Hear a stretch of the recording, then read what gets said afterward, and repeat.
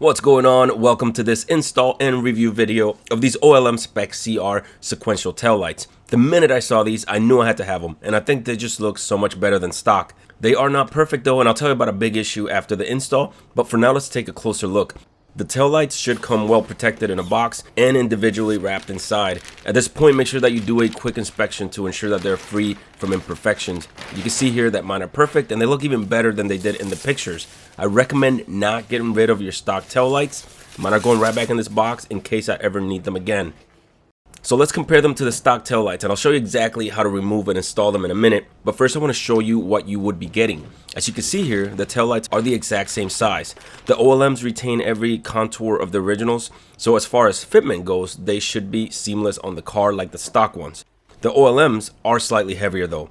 On the back side here, you can see all the clips are in the same place as the original taillights. However, one thing I really don't like is the fact that these connectors are not in the same spot. As you can see here, on the OLMs, there's a cable. So we're gonna have to figure out how to secure the cable properly. I wish I had the connector like the stock one here. Not the end of the world, but it would have been nice. When you have your new lights on the bench like this is your opportunity to really inspect all of these cables back here and make sure these screws are tight. These are new, so they should be good to go, but always good to do your own inspection before installing it on the car. The studs here are the same size as the stock ones, and we'll use the same nuts when we uninstall it.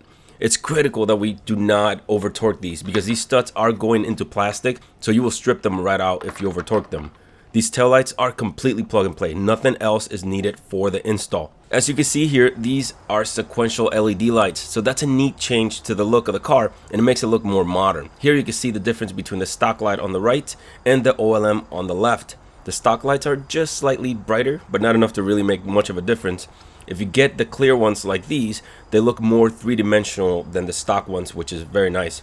To install these, it's actually pretty simple. We just have to clear out a few things to get to the tail lights. Once we clear out the trunk, we have to remove this trim piece, and it has 3 pop clips holding it in place.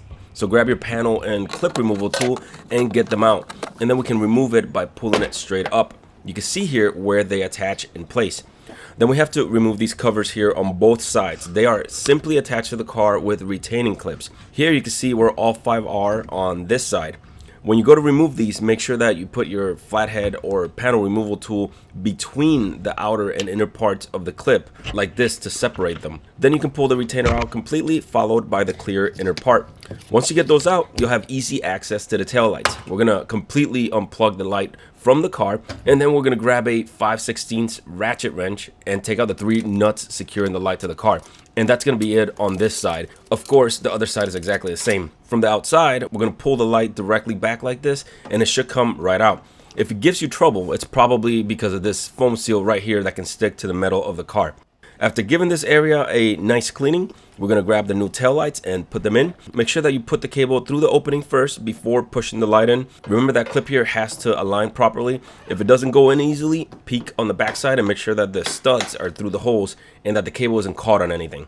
On the backside, hand tighten those 3 nuts before using the wrench. Now, the tightening torque for these is only 3.3 foot-pounds, and that's not a lot. So I would recommend using a torque wrench because it's easy to rip the studs right out of the lights if you over torque it. I would also recommend doing some cable management back here with foam and zip ties to prevent damage to the lights and avoid unnecessary rattles. Here you can see what I did to clean this area up, and since I already had the lights out, I installed some sound deadening back here as well to cut down on the rattling on these thin panels back here. I think these lights look far better than the stock ones. The only problem is that they are susceptible to condensation issues, and that's actually the case for a lot of aftermarket lights, and these are no exception. If you live in a hot location, you might never have this problem. I've only experienced it once when the temperature started getting cold. You can see here where all the water accumulated, and then it all dried up after a couple days. I live in Illinois, and I'll have to see over the winter how they hold up. If I continue having this problem, I might look into removing them and seeing if I can seal them better. But I do like them because they get rid of all that red on the side and look more aggressive without being too overbearing. And of course, they are sequential, which is very nice. They also have the same design in red and smoked.